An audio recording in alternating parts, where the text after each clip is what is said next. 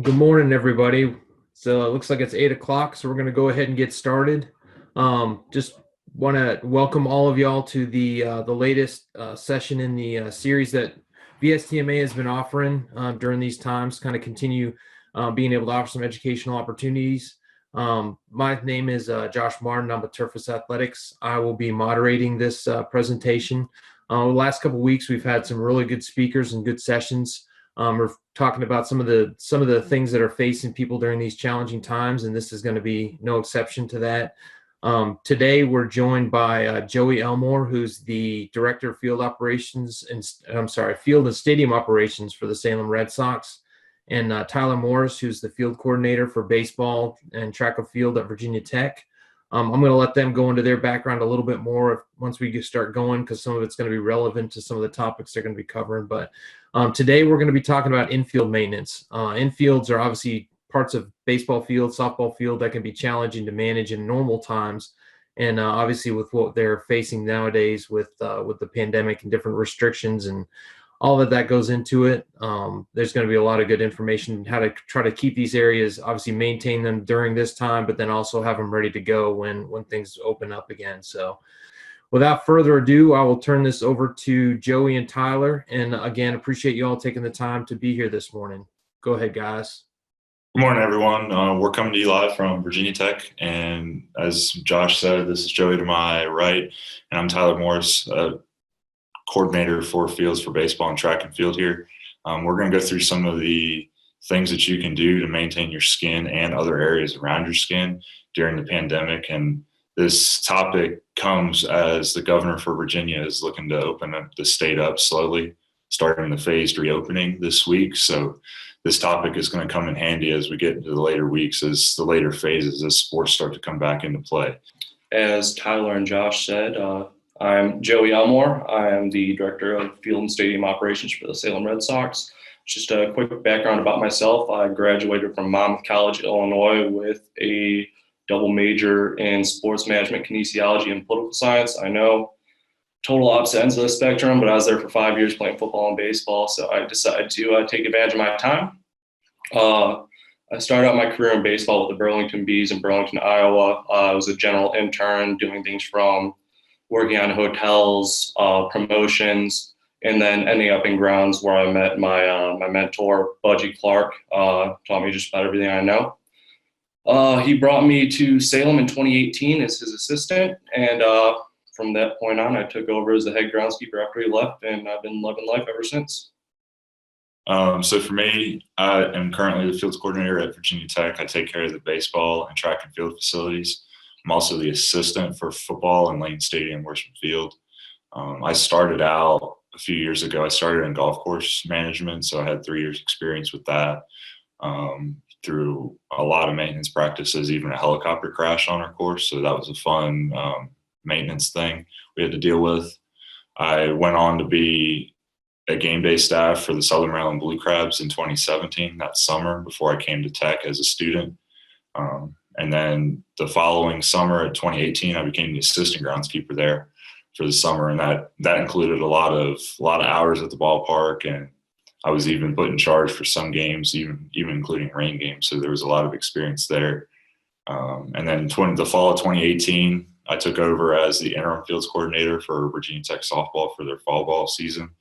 And that was interesting because we had a new staff come in. So having to work with them and what they wanted coming into their new job was interesting. And then March of 2019, I took over as the head groundskeeper for baseball. The middle of the season, but I had already been working here as, a general intern, so it was easy to take the switch. So we'll move on. A lot of people are in an interesting scenario with the pandemic going on, and Joey and I had basically placed everybody into 3 different scenarios. Joey and I are kind of in the middle, where we're still working probably part-time hours, 20 hours to 30 hours a week, depending on what we need to do. Some people are at a higher level of maintenance than us, and then some are even at a lower level. So we wanted to look into all those different scenarios and try and cover everybody, but that's hard to do. So we're going to try and split it up into a way that will make sense to everybody, and it'll give everybody guidelines to how they can manage their fields right now and get them ready to open back up. So, let's see. So this is kind of our priority triangle. And as you can see in the middle, your priorities are going to change based on your scenario you're in. Your three pillars are going to be playability, safety, and aesthetics. Everybody wants to have the best looking field. Right now, that might not be your top concern. I know for me, working with the Salem Red Sox, it's always got to look nice, always got to be ready to play. But definitely for some of you guys who are in Parks and Rec, definitely want to look at that safety and playability angle, because as soon as these parks open up, you're going to want to be able to get kids out there. The state's going to want to bring some revenue in by hosting these games, opening up concession stands. So aesthetics can take a back seat for the moment, because you can always get that back. You can always go back and put in those stripes, line up your field, make it look pretty. But if you can't get out there and play a game, nobody's going to be there to see it. And then the same thing for safety. Every time a player steps foot on your field, you should be worried about safety, making sure there are no horrible hops coming up and hitting people in the eyes, face. You want to definitely make sure, for me at least, those are my two important parts. In a perfect world, there's going to be an equilateral triangle. But we're not living in a perfect world right now. So it's got to be probably more of a little bit of a isosceles or right triangle, if you will. And for me personally, like I said, the aesthetic look would take a back seat, but that's going to be on your priorities and what you think is important right now. Yeah, it all depends on where you're at. If you need to focus more on the safety aspect, then do that. But our recommendations are going to be based around all three of these priorities. And you have to decide what your priority is. If your priority is aesthetic right now, then that's fine. But if it's one of the other two, then you have to think of that as well. I mean, you shouldn't let any just go to the wayside. You should always focus on, you want to have a nice looking field. You don't want yellow grass out there. So, like Tyler was saying, I'm saying, what are your priorities? Where you got to focus the most on? But the important thing to remember is don't let any of this really go to the wayside. And it might be lopsided at first, but you want to get it back to that equilateral triangle by the time you start play. So this is a motto everybody in baseball probably hears from pitching coaches: get ahead, stay ahead. What can you do right now to get ahead? If you're using your triangle, kind of focus on those aspects. If you don't have time and staff, you can't really do stuff like that. You can only really maintain, but you can do is at home, you can go home and get a plan together. You can just try to get ahead that way. If you have a bunch of time, I know there are some people in the MILB right now who are working 40 plus hours a week still. Go through and take care of your home plate, rebuild your home plate, rebuild your mound, flip rubbers. Use this time to your advantage. Because honestly, you're never going to have a time like this again, ever. So if you have the time, go ahead, use that time. If you don't, like I was saying before, get the plan together, because this time is important to get ahead and be prepared for what's going to happen moving forward. I know a lot of people out there, myself, I'll be rebuilding my mound here shortly, going through, setting up the table at home plate. Just actually pulled some cores about 2 weeks ago. First time I've been able to do that in a long time this early in the year. So just get ahead and stay ahead. And so to Joey's point as well, looking at, for us at Lane Stadium, we don't have graduation coming up this weekend. We didn't have a spring game, so we were able to spray our ryegrass out sooner and get ahead on some of our maintenance practices. And then that's going to help us be ready once football starts. Whenever football does start, if it's on time, if it's later, if it's never, if it is the springtime, as some scenarios say, whatever it is, we're going to be extra prepared because we got an extra jump on it. So that's what we're saying, get ahead right now while you can and just stay ahead. Yeah, just use your time productively as you see fit. And this goes, again, having a plan. Have a plan moving forward, because like we were talking about earlier, the state's getting ready to open up here in Virginia. I don't know about everywhere else, But this is going to mean your supervisors or whoever else is out there is going to be coming to you and saying, when can we start games? If you don't actually have a plan and know how much time this is going to take, it's going to be really tricky for you. You know, you can make rough guesses and say, oh, it's going to take me 3 days to get the field ready. And then a week later, the field still isn't in playable condition. And then you're going to have some people that are upset with you. So, like I was saying, people who aren't allowed at their facilities, ballparks, put together a sheet of paper, put together a Word document, send that over to your supervisors, to your league schedulers. That way they can see how much time it's going to take for you to actually get ready and be playable. That way there are no hiccups, there's no miscommunication in that aspect. You also, to Joey's point, knowing how long things are going to take, you also want to try and get approval on any revised budgets. For us at Virginia Tech, we're on a spending freeze. We're not allowed to hire anybody. We're not allowed to spend any money. So what we have is what we have. We can ask for more money, but we're in a hard situation right now, especially with the NCAA allowing fifth-year seniors to come back and play for a fifth year. We're in a situation where we have to find money for those scholarships. So if a senior was on a scholarship, that's money that we didn't have planned. So a lot of that money may be taken out of fields and facilities, and we need to be prepared. So have a revised budget. Know what money you're going to need. I mean, your maintenance practices might change a little bit year to year, but overall, you know that you're going to need X amount of fertilizer, X amount of seed for overseeding in the fall, and X amount of turfus, clay, all that. Be ready for that, for all your maintenance plans that you're going to do. Have your budget ready, and if you need something, know what it's going to cost right now, because once you get back going, you don't want to be delayed even more and not be ready to go when they want you to be ready to go. Exactly, and that's getting ahead. If you get this approval now for turfus, seed, clay, whatever you need, as soon as you're able to open spending back up, you're not waiting and getting caught up in the log jam that's going to be everybody ordering. You're getting your stuff first, and you're ahead of everything. And if you need extra special equipment that you don't have, you can look to somebody else and say, hey, Joey, do you have a roller I can borrow for, our infield here? It's a softball field. And you can look to other people to make sure you have what you need once you're ready to go. Exactly. That's going to take us to budgeting. Having this is so important. I can't even stress it. Everybody's coming down to the crunch right now. I know for me in Salem, I was told to not spend anything. So whatever I have in my shop right now is what I have to use until we start playing games again and bringing some revenue back into the stadium. So have your priorities straight. And as you guys can tell, that's going to be the overarching theme here. But do you really need to paint that logo? I know that's where I'm going to be spending or not spending my money this year. Going to help keep the grass a little bit healthier too. So I'm not going to complain too much, but I love having the logo back there. It looks awesome. So again, that goes back to the triangle. The aesthetic going to go down a little bit. If we end up making some money and I'm allowed to paint again, it's going to be back out there.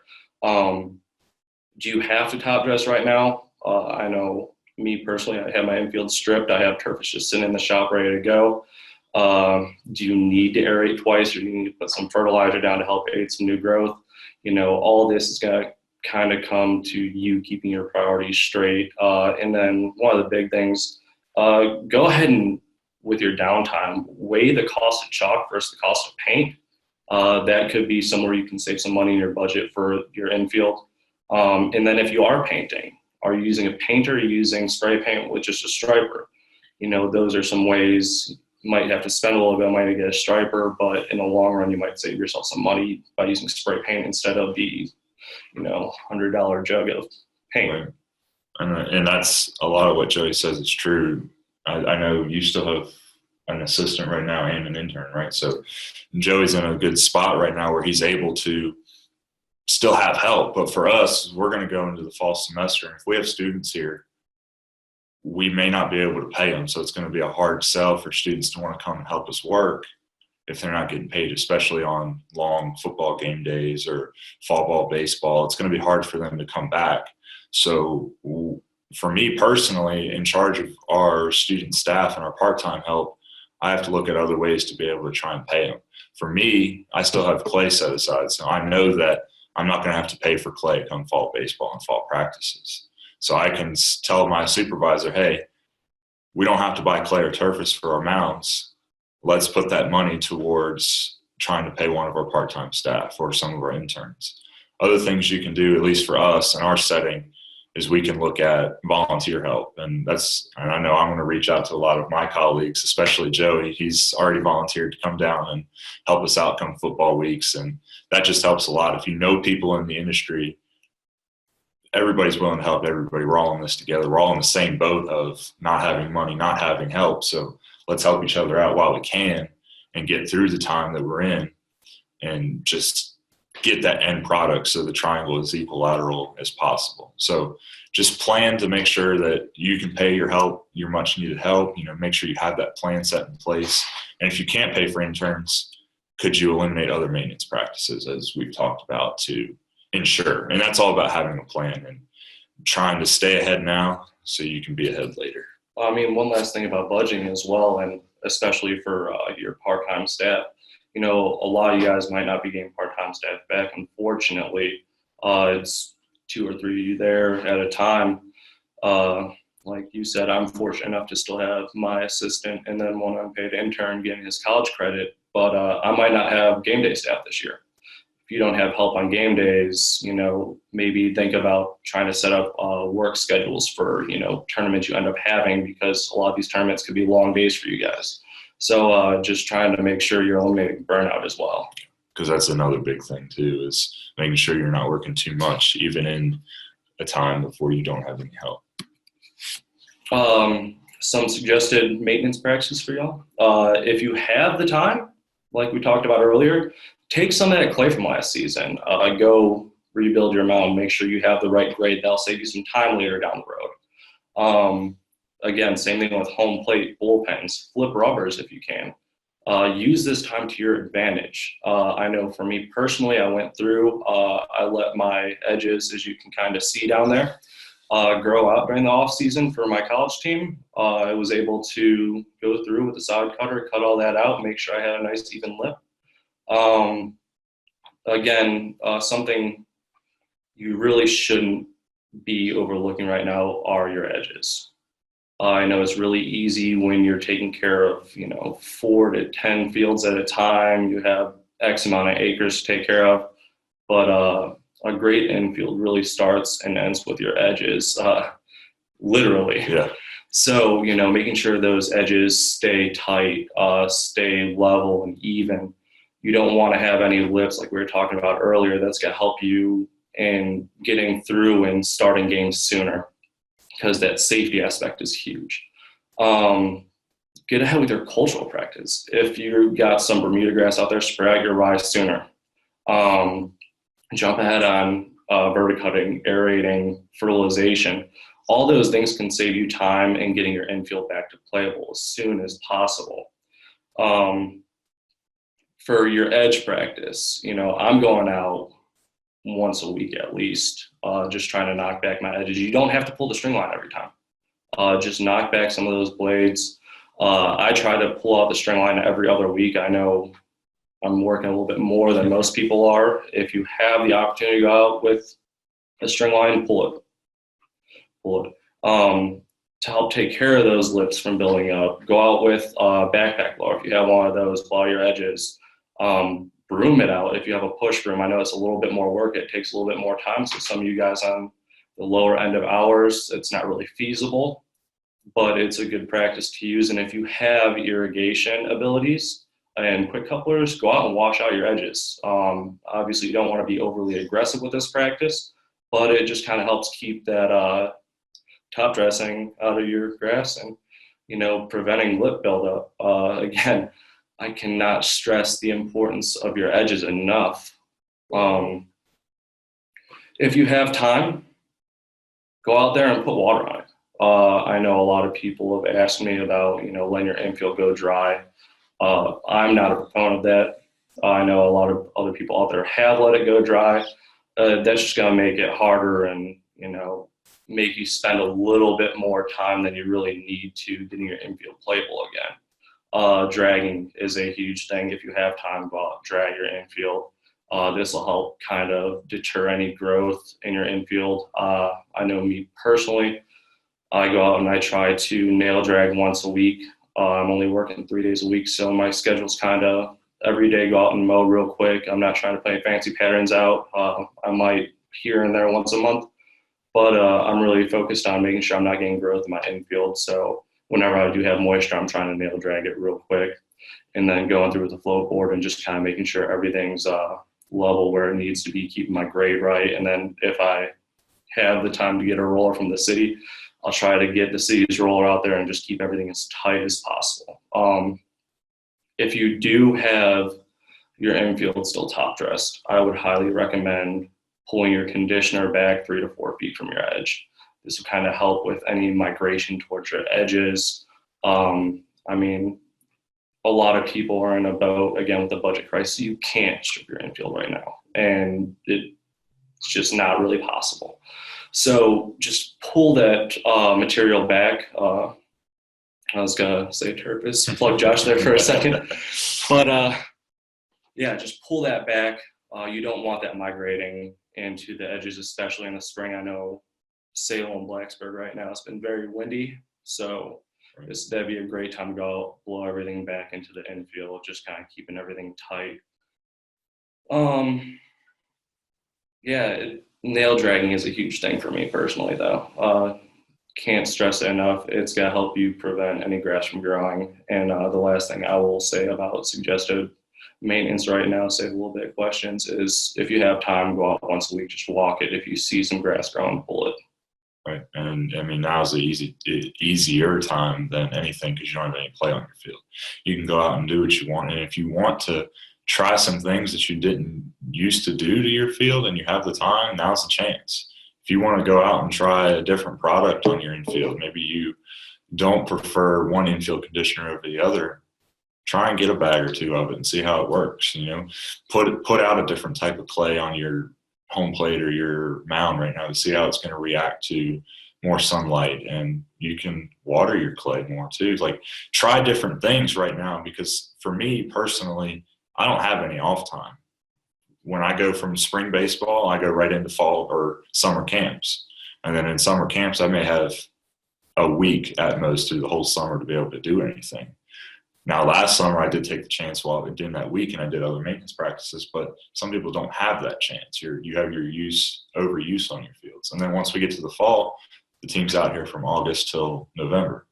So use the time now when you have a chance, try those things out. I know me personally, behind me, I'm going to try and soak my mound and see how much water I can put on it and test and know once we have a rain event during a game. UVA's here. Joey's one of Joey's favorite teams, UVA. If UVA's in town and we need to play through the rain because it's a Commonwealth Cup game, I know what the mound can handle, and the pitching coach isn't looking at me and saying, "Come on, Tyler, why isn't the mound handling the water?" And I can say, well, it's at that point where we can't, it can't have any more water, and play with those things, because now is the time. Like Joey said, you're never going to get this time back. Take the time right now to get ahead and stay ahead of the game. And for you guys out there who have some maybe less experienced people on your staff and you're able to get out to the field, I talked about float boarding. If they don't know how to float board or nail drag, this is a great time to go out and teach those guys that. Supervisors, use this time to train your staff on cultural practices. I know we had a question sent in to us from Josh that I was reading through, and this just fits in well here, so I figured I'd go ahead and talk about that. Your home plate and mound areas, go ahead and water those. You don't want that clay drying out right now. So to help kind of assist with that moisture management, what I personally do is I'll go through and I will soak my mound and home plate. Absolutely soak it. I want puddles there. And then I'll leave the tarp off for just a little bit to where I can go back and walk on it. I'll put my hitting mat down. I'll put my catching mat down. And then I have an old hitting mat I put on my mound. Put those down, tarp it up. You should be good for about a week and a half, 2 weeks. And then, now's the time to do that. You can keep the moisture in. And if you don't keep your moisture in your clay, you're going to come to a point where it's even going to take even longer to get back to play. I know the National STMA put out a post on Twitter that said, and their note on the picture was, the longer we're away from play, the longer it's going to take you to get back to play. So you just have to think about that. And that's also goes back to having a plan, having your budget squared away, and then looking into your suggested maintenance practices. Really focusing on your triangle and seeing what's the most important right now. And again, all these are just suggestions we are throwing out to you. This is really going to come down to what you're able to do, how much you're able to do, and really what you want to do.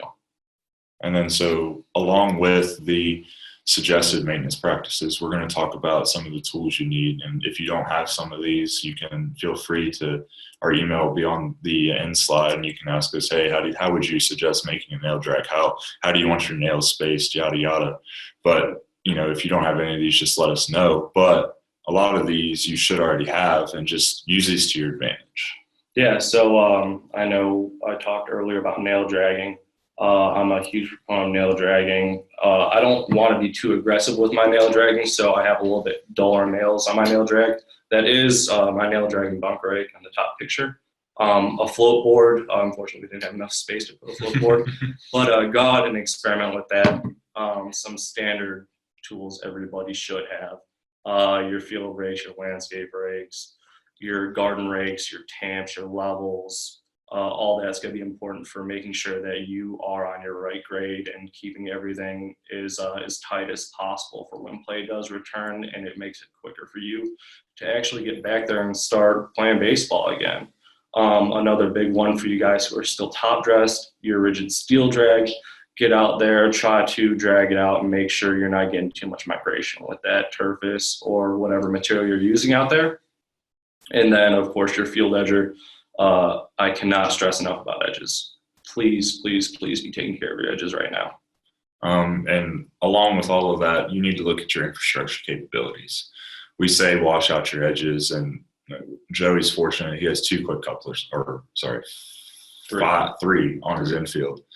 So he can wash out basically any edge he wants and be okay. Now, some of y'all don't have that quick coupler on your field. So if you don't have that, think about other ways that you can use water to your advantage. If you have a pressure washer, that's a very aggressive way to wash your edges out. But if that's what you have, that's what you need to use. If you have a roller for your infield skin or clay areas, use that to your advantage. But if you don't, what are some other options? You can use the tires of your drag or tires of your utility vehicle to really roll it down if you need to. And that, if you don't have something, now's the time to try and figure out how you could get it, plan for it, have a budget for it, or look to other people and say, Joey, how are you doing blank maintenance practice? And how could you adopt what Joey's doing at Salem to your own personal facility? Yeah, and so for example, I don't have a roller. I have to borrow the city. So what I like to do when I actually do go through and backfill or cut out some sod area and turn it into skinned area, I'll go through and I'll put my new infield mix in, tamp it down, make sure everything's level, put that last little layer on, and then, like you said, tire roll it, walk on it, make sure it's nice and compacted. And really, this is a time for you guys to get creative. Budgets are tight. You might not have all these tools. So start to think outside the box. What could you do to be getting things done? Yeah, because a lot of the time, normally you're just trying to keep up with the field and the play that's on it. Now you can actually sit back and say, hey, I want to do this to it, but I don't know how. So now you can look into that and see where you want to be. Exactly. So with that, we're going to finish off with just saying make sure you get ahead, stay ahead of your fields. If you want to be ready to play, come whenever we open back up. Just take the time, get ahead, stay ahead, have a plan, be budgeted, and look to better times when baseball, football, softball, soccer, all of that is back into play. Yeah, stay safe out there. One of the things that Nicole Sherry with the Orioles told me, always try to have at least one other person there with you. Safety concerns are a huge thing. So don't forget about safety during this time either. With that, we'll kind of turn it over to questions. We want to have enough time for questions. So, Josh, you got anything for us? Yeah, guys. No, I really appreciate the that information, and just had a few things that came up, and definitely encourage anybody that's on the call to just go down to that chat box if something came up, if you had more questions. But maybe you guys could talk. I know you touched on it a little bit. I know one of the biggest questions that you hear a lot in the industry, especially with fields that are not in play, is how to keep the weeds off of infield surfaces. I know you touched on it a little bit, but maybe get into it a little bit more. I know there's some different things we've heard questions about, maybe some applying chemicals and things like that. But just if you guys might take just a few minutes to kind of explain kind of how you guys go about preventing those weeds from showing up. Right. So a lot of the weed, practices for keeping weeds out of your infield, it's multifaceted. You can do a lot of different things. Now you just need to think about what's the safest option. You can say spray chemicals, but you need to make sure the label approves it. That's the biggest thing. Always read your label before you spray anything on anything. That's good. That goes for herbicides, fertilizer, any fungicide, anything. So always read that label first before you go to spray any chemical on your field. As Joey touched on before, if you're going to water the infield, that's going to prevent, or that's going to bring up a lot of weed emergence. So you need to look at that and make sure you are doing something to counteract that. And as Joey said, make sure you nail drag your infield, because that's where you're going to be able to limit it and you're going to disrupt it. Now, also, when you disrupt your soil, you're going to have a higher chance of having weeds come up. So just making sure that they don't come up. And if you are ahead of the game, if they pop up, just pick it real quick. And then that's an easy way. If it gets too far out of hand, you may need to look to chemical options or even mechanical options and rototilling your infield or any of those things. Yeah, I definitely agree with you. I personally am not a big proponent of spraying any chemicals on my infield. If that's kind of your last resort, go ahead and do it. But I'm not saying do it, especially because there are so many things that could happen with migration getting into the turf if you aren't using it properly. And then if you aren't having good communication with your staff, say, you sprayed Roundup on your infield and, your assistant goes and mows later on and then tracks it into your field, you're going to cause some problems. So I'm not a huge proponent for using chemicals. My best practice that I'm personally doing right now, like I said, I'm nail dragging, I'm keeping it watered.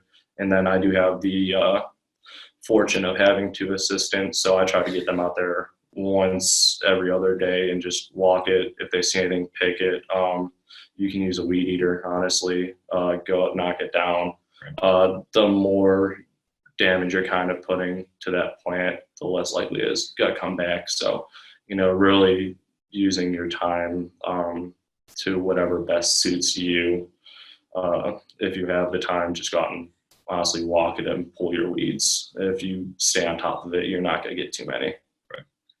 I know it's a lot easier said than done, especially for you guys who are in Parks and Rec who have a ton of different fields. I feel bad for you guys right now. I'm really sorry about that. But if that's kind of your situation, you have to spray something, spray it. But I don't encourage it. I had another one here. I think talking to people across the industry, I think one of the biggest issues that we're going to be faced with coming out of this during the recovery period is people are going to be faced with significantly reduced budgets. They're not going to have as much funding to be able to go out there and put inputs on the field. What are some of the things that they can be doing now to kind of set those fields up? I know one of the biggest challenges, again, with these infield areas is trying to get games in when it's raining and things like that. What can they be doing now to kind of prepare those fields so that they aren't going to necessarily need as many inputs, whether that's, eliminating some of those low areas and things like that? What are some things guys can be doing now? So right now, like we talked about earlier, just get your budget together and have a plan first and foremost, because if you have a budget and a plan, it's going to make it a lot easier to get some of that approval. If you're in a position where you just can't get anything and you have to leave your turf out there in top dress, do that. I know, especially with stuff starting to open back up here shortly, don't strip your infield at this point. There's no need to.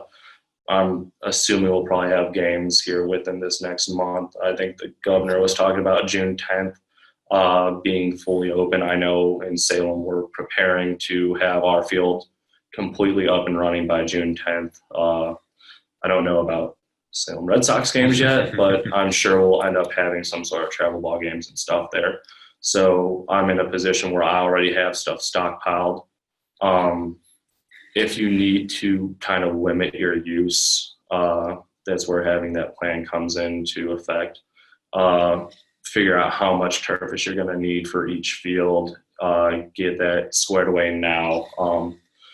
Try to maybe figure out what's going to help best with getting games in, whether it's going to be having a little bit more field dry and having a little bit more of a sandy base out there. I mean, you don't want to be playing in a litter box, but, figuring out, how much water you can take right now. Like we were saying, things you can do to get ahead. Tyler's soaking his mound.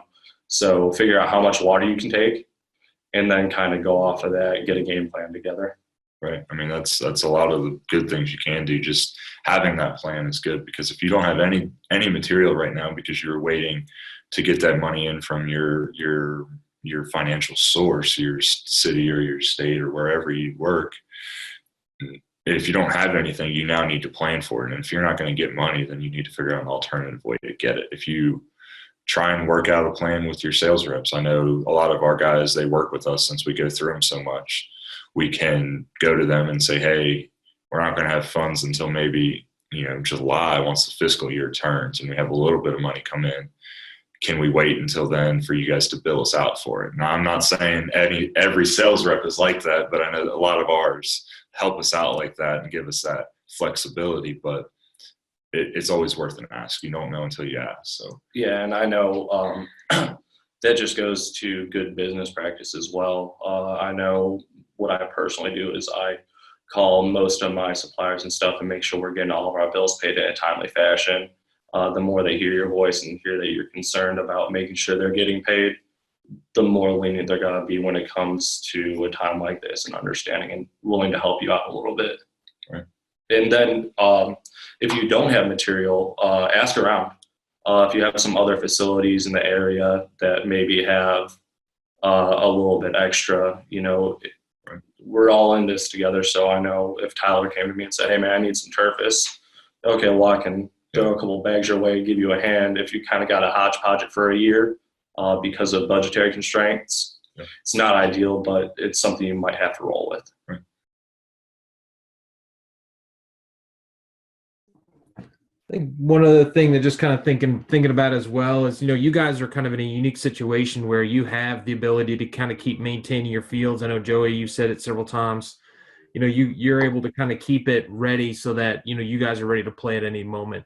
A lot of people are kind of faced with a situation where they've had to actually basically walk away from these fields for an extended period of time, whether it's reduced staffing or work restrictions, things like that. What kind of walk through what you guys kind of look at as the steps of, hey, we've just come back on these fields after having to be off it for a month. What are your list of priorities? What's the first thing you think these people need to kind of focus on to help get those fields ready to play? Because again, they're probably going to be in a situation where they have reduced resources and probably not a whole lot of time. So Josh, you said the question was just make sure what steps do you have going back into once you're trying to return to play? Yeah, what's the priority list? I mean, they've just had to come back out on this field after having to leave it. What's the first thing that you all would focus on to try to get that field back playable? I mean, if you haven't been on your field, the first thing you can do is just walk it. A lot of the times you don't get the chance to walk through all your fields, but that's going to be your biggest thing. Walk through, see where you're at. If you looking at that priority triangle and saying, where do I need to work first? Obviously, playability is at the top because you're going to need to make sure that field is ready to play on. So you need to make sure your skin is maintained. It doesn't have weeds in it. Your lips are cleaned out. Your edges are clean. And then you should look to safety. Safety would be our my ideal second priority, because you're going to have kids out there that are playing on them. You want to make sure that nobody gets hurt, and that's going to be number one. If you have your grass is really tall and you need to start working it down, try and start working it down now, and always follow that 1/3 mowing rule, because you don't want to just cut it down to an inch if you were at 3. You want to try and make sure you work it down slowly to where your ideal mowing height is. And then lastly, look at your aesthetics. once you make sure that the field can be played on and it can be played on safely, how can you play on it safely and have the field look good all at the same time? That's going to be the important thing. Yeah, and so for me, step one, as soon as I walk back onto that field, like Tyler said, I'm walking it, trying to figure out, okay, what's the damage from not being here for a month?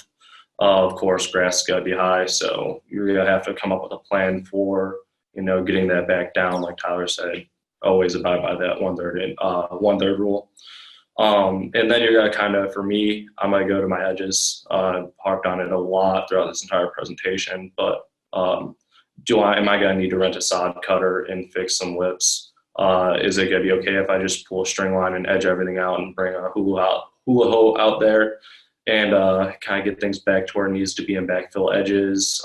That's probably the best case scenario at this point, but you're probably looking at bringing a sod cutter out there and having to cut out some lips, clean that all up. And then I'm probably going to go to my home plate and mound, see, how dry everything got.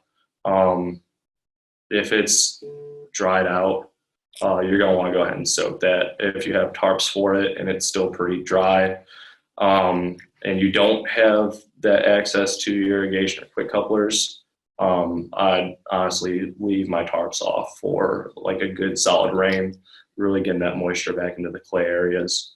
And then probably walking through my infield skin, seeing if I have to pull any weeds.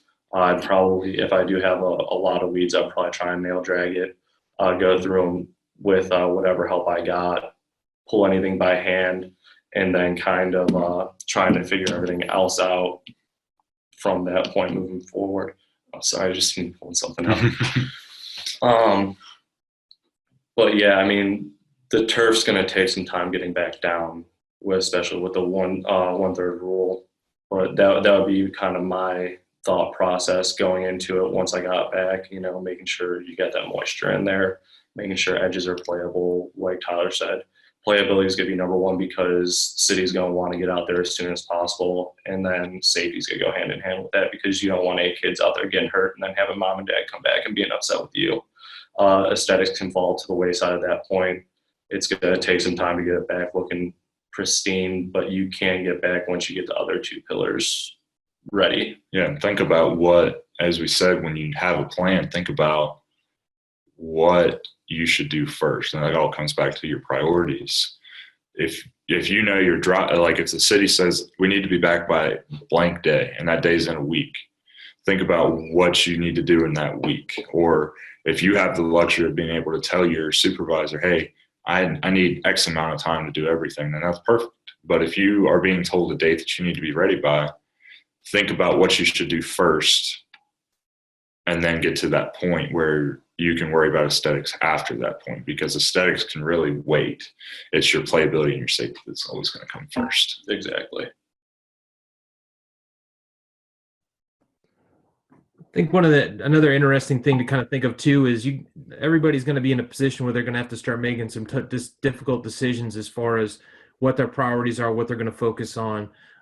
Maybe talk a little bit about, and you guys have kind of different situations, but obviously communication is going to be extremely important. Those people that are going to begin using those facilities might have different expectations than what are possible. Your owners or your bosses or who you report to may have different expectations, but maybe just talk a little bit about how critical that communication is going to be, making sure people understand the reason why it is in the situation it is because you're making, again, some of those decisions as far as priorities. Yeah, definitely. I know for me, I try to have constant contact with my GM. He's only there once or twice a week, and whenever he's in, I try to go up and talk to him face to face, just let him know what's going on with the field, why it's important. Like I was saying before, I don't know if we're going to have a minor league season. We won't find out for a little while. So don't ask me that if we are. I'm kidding. But I know for a fact we will be playing baseball out there at some point this year with at least Little League, travel ball, showcase stuff. So really being in communication with him about, how much can the field take in a week, especially with the expectations of having minor league field needs to stay pristine at all times. I kind of set a limit of how many games we can have there. time in between games, especially in July around here when we're having bluegrass. I'm going to have to turn the irrigation on in the middle of the day just to run a quick cycle, cool everything off.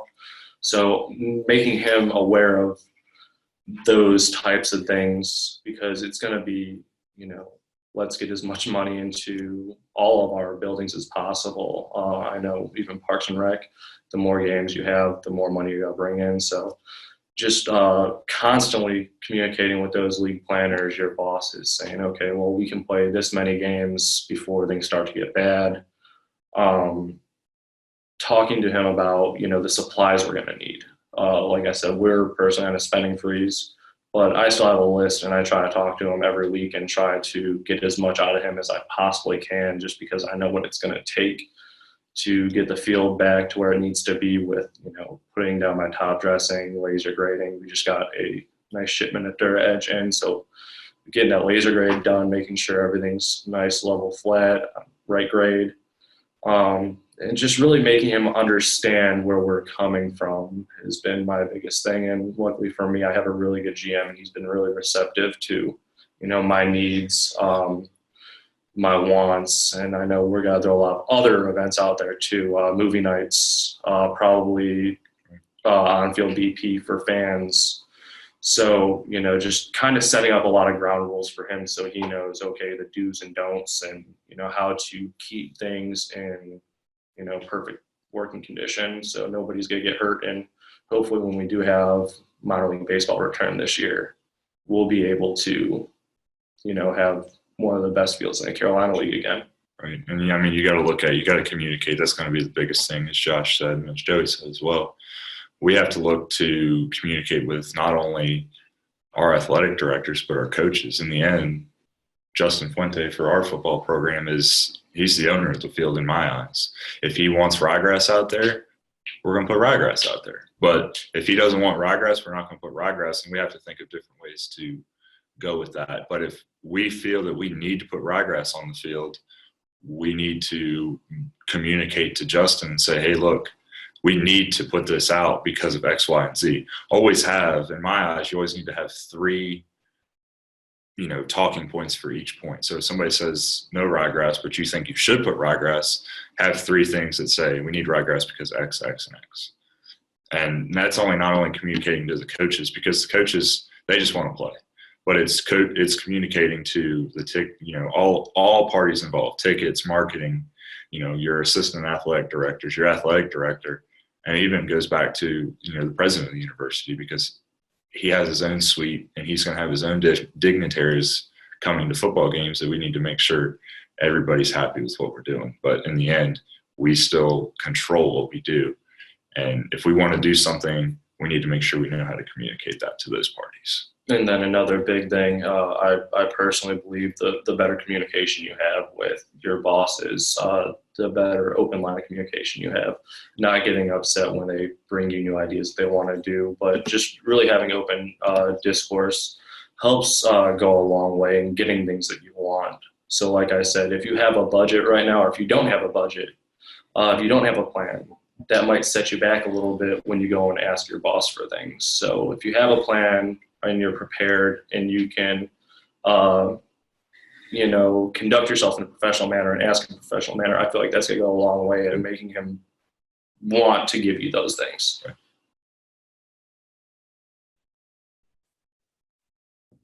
That's good. I appreciate it. I just want to give you guys maybe a couple more minutes, just if there's any kind of final thoughts, just kind of in closing, just some final thoughts that you all had, or some additional points that you wanted to make, and then we can go ahead and finish up. I just want to give you guys just a few more minutes if you had something in specific you want to kind of finish up with. Yeah, everybody's in a different boat right now. We're trying to, exactly. We're trying our best. Everybody is. It's a tough time. We're hoping everybody's staying safe, but just really be prepared right now. Like we said earlier, if you don't have a plan, get a plan together. I know it's tough being away from our fields for so long and coming into these tricky situations. And I know a lot of people out there might be going, we didn't talk too much about infield skin maintenance. That's because everybody's in such different boats. It's hard to really target one group. I know We've been asked to really look a little bit heavier at Parks and Rec, but even that's really tough because there are some Parks and Rec people that are working full-time jobs still. I know Salem is, and then there are some who aren't allowed to work at all. So everybody's just really in a different boat, and take whatever bit of advice we might have given you and kind of form it to your own mold. And if anybody does have any more specific questions, Tyler and I are more than happy to get into a little bit more detail. If you want to talk over the phone, feel free to email me. I'll be more than happy to give you my phone number, just email, link. I'm fine with that as well. And I know at the beginning or right at the end of March when Virginia Tech closed down the campus and a lot of Virginia schools said we're going to cancel school until, about the middle of April, I went out and made a site visit to Blacksburg High School, the closest high school here to Virginia Tech. And I met with some of their parents there, and I said, the best thing you guys can do is anything you can do. If you can get on the field safely, do it. And now's the time to get that chance, because a lot of their fields there were bluegrass in cool season. And once we get into the summer, it's going to be hard to do a lot of the practices they want to do. So if they can go out and regrade the infield, then do it now. A lot of their things they had the money to do, they just couldn't do it because they couldn't get access to the fields, because a lot of the schools you couldn't even set foot on. So that's a big thing. And if I know I sent out that publication in conjunction with Dr. Goatley with Virginia Tech as well. So if you guys want to look at that, I believe it's on his Twitter page and it is online somewhere. Whitney, correct me if I'm wrong, or Dr. Goatley, whichever one has that answer. So if you guys want to look into that, you can. And that had a lot of good maintenance practices across the board, from infield skin to even just grass, like basic grass recommendations for what you can do right now. Yeah, I just hope we really helped somebody out there. Even if you just took one thing away, we're more than happy to help, and we're always here. And we just hope everybody out there stays safe. And we're looking forward to being back out on baseball. And thanks to the STMA, Josh, Whitney, Dr. Goatley for your guys' belief in putting us in this position to try and help some people out. Right. And like I said, get your name, get our emails put down. And if you have any questions later, even if it's not right now, catch us down the road, and we'll be willing to help you out as best we can. So thank y'all again for tuning in and listening this morning. I really appreciate it. And if we can help with anything else, let us know. Thank you, guys. I really appreciate a lot of really good information. And yeah, I encourage anybody that has other questions or needs more information, please reach out to these guys. Tremendous amount of knowledge and experience, and really can help you during this challenging time. So have a good week, and thank you again for participating in today's webinar. Thank y'all so much. Thank you.